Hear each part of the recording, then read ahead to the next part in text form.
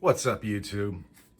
Today, we're kind of revisiting something that briefly was out. It used to go in my EDC everyday pack, but I started to really count the ounces that added up to the pounds that led to the failure of the shoulder strap. And I kind of realized that it probably had a lot to do with me having too much gear in there, but because this was just something that happened to be in there, squirreled away.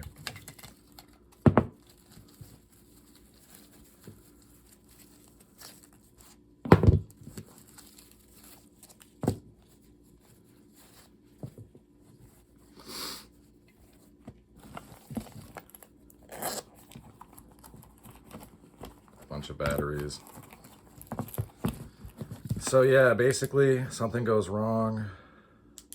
I can throw someone this bag, this little pack thing, and in an emergency, and they're kind of off to the races. They have this in a water-resistant baggie.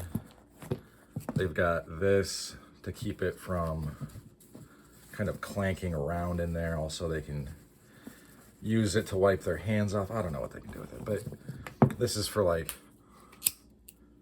I need to put a new one in there. The ability to make fire is pretty important.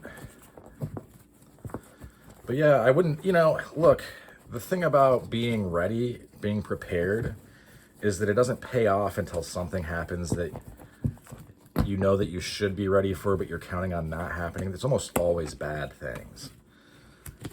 So, and when something bad happens, it might not even really dawn on you or anyone to be like, oh, it's so good that he had that.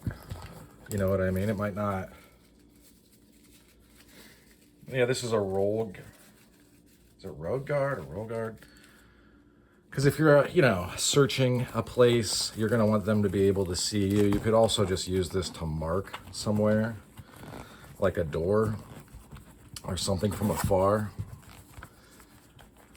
But yeah, I feel like it's good to be ready for different things, different scenarios. And I just wanted to have this ready because, well, one, it's small. There's not a lot I can put in here. But if something goes wrong, I can just throw this to somebody. Like, hey, there's a light in there with batteries. And all of a sudden they're ready. So it's something to think about. I mean, having little, I don't want to say, I don't know. I want to use the wrong words. I was going to say things that are insulated, but things that are like packed away, kind of episodic in nature. I can grab this and throw it to somebody. They can grab it and they're ready to go. Because if I were to just get out a light, like, here, have this light, have these batteries, like, you're filling up somebody's hands, right? Like, I could potentially, people pull up in a vehicle, in a Vic, and I throw this in the Vic, hey, here's a light for you guys, and then we're on our way, and I'm in another vehicle. You know what I mean? Like, I don't know, setting up the packs and stuff, I get it's important. I think it gets a little bit overstressed, but at the same time, I think that there's other parts of preparedness, especially for disasters. I feel like we get so hyper fixated on bugging out. That bugging out used to be the thing that people talked about. You gotta get your bug out bag ready. You gotta do this and that. And now it's evolved into so much more than that. The idea of EDC and preparedness and bugging out.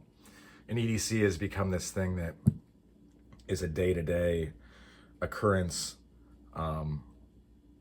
It's amazing. It's amazing how far it's evolved and it's come. But I do think we need to kind of go back in the direction of we are ready for a disaster. And that would include oftentimes, firearms and other stuff. But most importantly, you're going to have to be able to exist and operate in an environment that is probably, I don't want to say kinetic, I want to say probably non-hospitable. So yeah, that would mean existing with people. Having one thing I need, and I don't talk about it enough, I need to grab it soon though, is I need to get a hockey helmet. That's what the special forces guys wear. And it's, I get that like it's not a helmet as far as is it going to stop something, but it's more meant for, crack your head open going downstairs and then hit it on, something or whatever.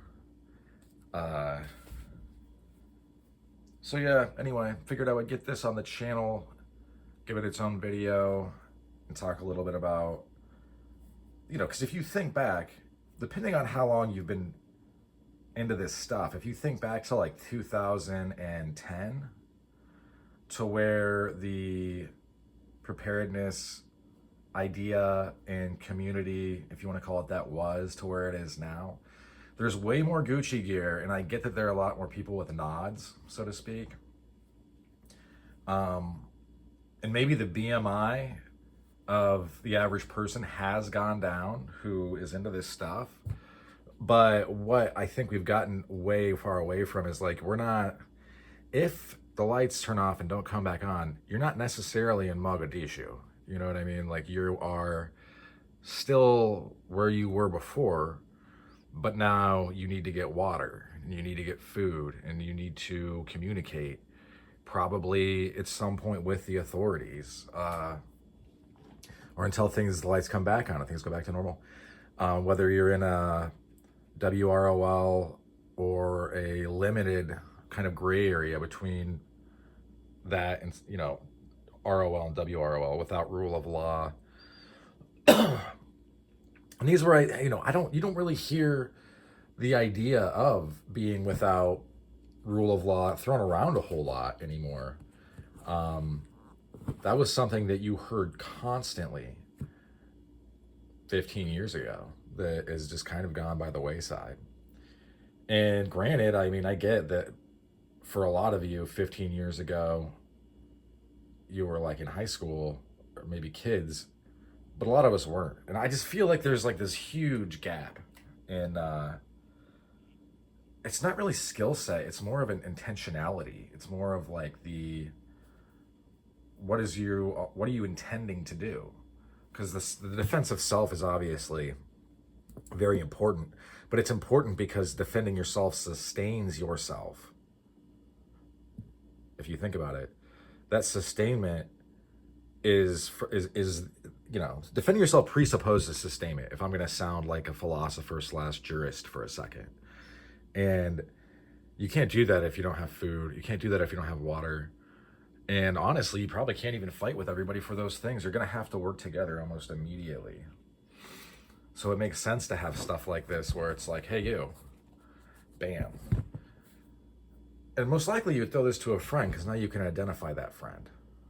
By the way, this little pack is from Mountain Ridge Gear, made in the US. Very well made stuff. I've never had any of their stuff fail at all, ever. All right, that's all she wrote.